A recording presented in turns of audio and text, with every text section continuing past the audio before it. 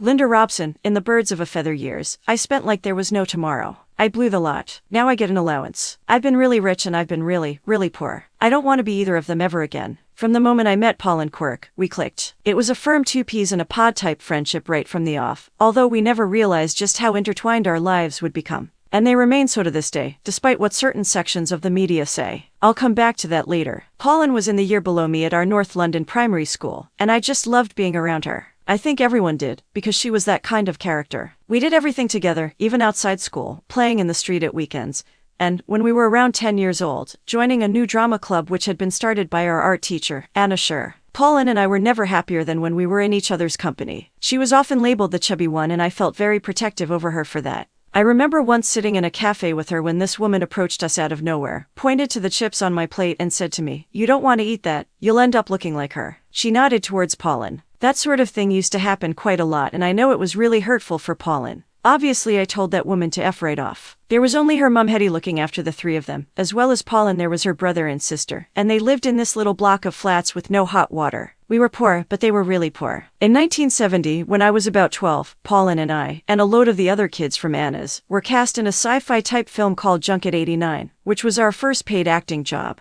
By then casting directors had really started taking notice of Anna's drama group. I did a few of those shows over the years and they were always really good fun, as well as lots of TV work as an extra. I left school in 1974 with the worst O-level results known to man. I'd had a lot of time off for acting work and had fallen behind. Mind you, I don't know if I'd have done much better had I been in school anyway. The teachers used to say to me, "Just because you're on the telly, Linda Robson, doesn't mean you can come to school whenever you feel like it." And I'd say, I used to come in whenever I felt like it before I was on the telly. Pauline and I were still as thick as thieves, and some of my favorite memories are of the Friday nights we'd have down the pub with my dad and his mates. However, we were still young enough to feel the full force of my mother's fury, and there was one night when Pauline was staying at my house, and we came in late. I think we were supposed to be back at 10 p.m., but it was gone 11 by the time we got in. As we opened the door, my mum walloped me. Pauline started to laugh and so my mum walloped her as well. We had such great times back then, just a couple of jobbing actresses from North London, making the most of whatever came our way. Neither of us had any clue that there was something just round the corner that was about to change our lives forever. Can you guess what that might have been? If I was to write down all the things that Birds of a Feather has given me, I could fill a whole book. And people still love it, so it really has stood the test of time. They don't seem to make comedies like that anymore, perhaps because everything has to be politically correct these days. Lawrence Marks and Maurice Gran, who had written the drama Shine on Harvey Moon, which Pauline and I had been in, had told us they wanted to write something for the two of us. They liked the chemistry between us. What they'd come up with was a sitcom about two sisters whose husbands were in prison for armed robbery. They'd had the idea when they'd been staying in a hotel and had overheard these two women talking about their husbands who were in jail. The more they told us, the more I loved it.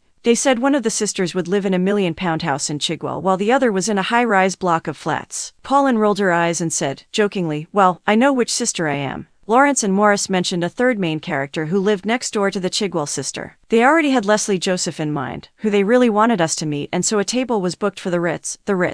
The following week, Pauline and I turned up really inappropriately dressed. She had a pair of old Reebok trainers on and I was in my sloppy, casual gear. I haven't got a clue why we didn't make more of an effort. As the waiter led us to our table we saw Leslie was already there looking completely glamorous with her big hair and brightly painted nails. What she must have thought of us two lolloping towards her I have no idea, but she didn't flinch. We said our hellos and the wine waiter came over with a bottle of pink champagne. He poured it in our flutes and then Pauline and I, not knowing any better, immediately added sparkling water to it. The waiter was clearly horrified, although of course he never commented. We just liked our spritzers. On paper the three of us should never have been friends, but from that very first meeting we got on like a house on fire. You could say it was at the Ritz that Tracy Stubbs, Sharon Theodopoulopoulos and Dorian Green were born. The first episode, in 1989, caused quite the stir. The three of us went to our producer Esta Charkham's house to watch it going out. Afterwards Esta said she was going to ring and check whether anyone had phoned up the BBC to comment. These days you just have a look at social media, but back then that's what you had to do. So she made the call and told us that so far there had been 100 complaints because Pauline had said the word bastard. Apparently it was the first time a woman had said that word in a sitcom.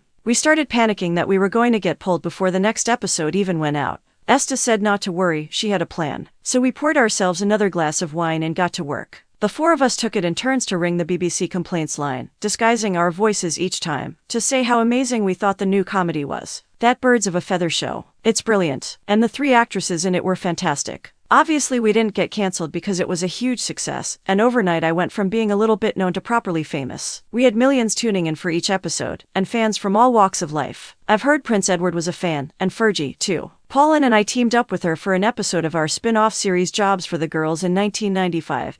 And she still sends us Christmas cards. I really liked Fergie. She was slightly bonkers, a bit eccentric, but great company. Pauline, Leslie and I always had each other's backs and we weren't afraid to stand our ground on the things that mattered. And this was never more evident than when we found out that we were getting screwed over with our wages. We were all having a drink after work one night, when one of the accountants let it slip that over on Only Fools and Horses, David Jason, and Nicholas Lyndhurst were getting paid double the amount we were per episode. We were pulling in just as many viewers on the same channel and working equally hard, from 6 in the morning till 10 at night. The only difference was that we were women. We were fuming. The three of us asked for a meeting with our TV production company. We said we'd found out what the boys were getting and we couldn't see any reason why we shouldn't be getting the same. And we made it clear that we wouldn't carry on unless we got a pay rise. We expected to have to put up a bit of a fight, but to our surprise, that was all it took. The producer said, "You know what, I think you're right and I think you deserve it." We were really proud of ourselves for standing up for each other. When the three of us were together we felt indestructible. There was a period during the 90 seconds when we were having money thrown at us. Pauline and I got signed up by Surf to do their TV commercials and also nabbed an Anchor Butter campaign.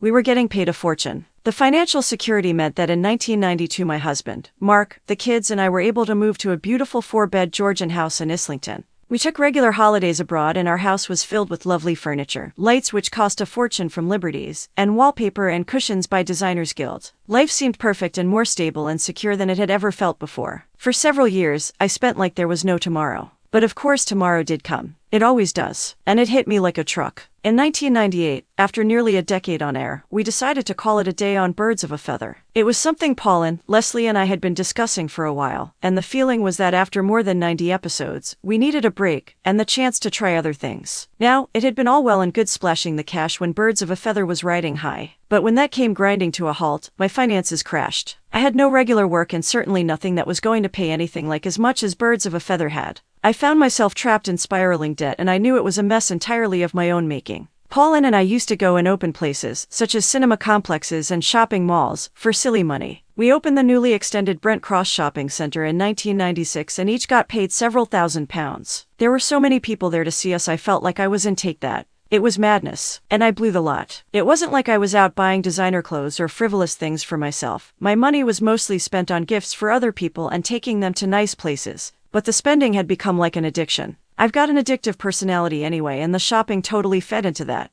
I'd have massive sprees in HMV buying gifts for everyone, and I had store cards for every shop you could possibly think of. I bought my sisters a clothes shop which they ran together and paid for my niece to go to a private school when she didn't get a place at the one she wanted. What I should have done when Birds of a Feather ended was immediately get a handle on it. I should have stopped shopping like a madwoman and sat down and worked out exactly what we could afford. And yet I carried on spending. Eventually I had to confess to Mark. I couldn't keep it to myself any longer. It turned out I had no need to worry about how he'd react. He was supportive and said we would get it sorted together, as a family, just like we did everything else. The first thing we did was cut up all the store cards and credit cards. We also came up with an idea of giving me an allowance. So, to this day, I get given a set amount on a Monday and another one on a Friday, like pocket money. If I need more in between, I can ask for it from my 2 daughters, as they look after my accounts for me, but I very rarely do. I doubt I'll ever be any good at budgeting. It's a simple way of helping me to live within my means. I've been really, really rich and I've been really, really poor, and I don't want to be either of them ever again.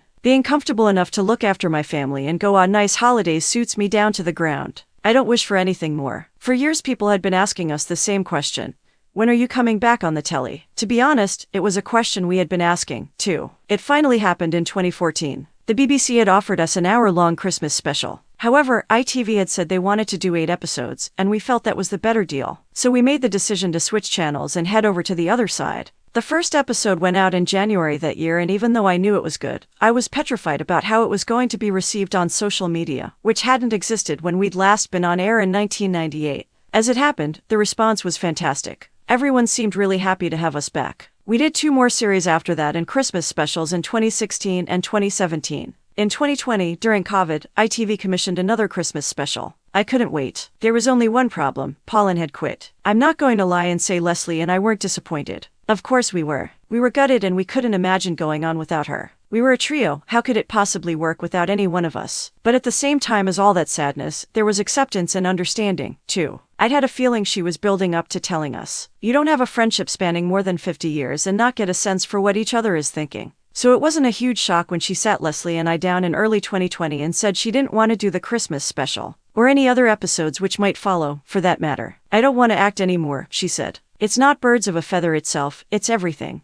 I feel like I'm done with it. I feel bad for you too, but you can go on without me. I wasn't sure that we could. Pauline explained she didn't want the long hours away from home and her family. She wanted to concentrate on her performing arts academy. She had stopped enjoying the social side of things as well. When we finished work at night, Pauline couldn't wait to get home and put her jammies on, but Leslie and I would go out for dinner or a drink somewhere to wind down. And we all knew that she had never enjoyed the studio days where we had to perform in front of the live audience. For someone who is as brilliant as Pauline, it's really sad how much she doubts her own ability and gets herself so nervous. She's always been like that, even when we were kids. It wasn't just a shame for us but for the industry because Pauline is such a huge talent. We knew that when the news was announced it would set the rumor mill going that there had been some big fallout. Sure enough, the headlines were predictable, saying there was a feud and bad blood and that she'd quit because we were no longer speaking. It's such balls. We tried to ignore it but it was difficult when it was all we were ever asked about. Pauline and I might not be working together anymore, but our friendship will outlive all of that. We have been there for each other through thick and thin and for every single major life event. The decision she made about birds of a feather, however much I wished she felt differently, was never going to come between us. There is simply too much history there and our relationship is bigger and stronger than any TV show. After a lot of deliberation, Leslie and I decided to do the Christmas special without Pauline.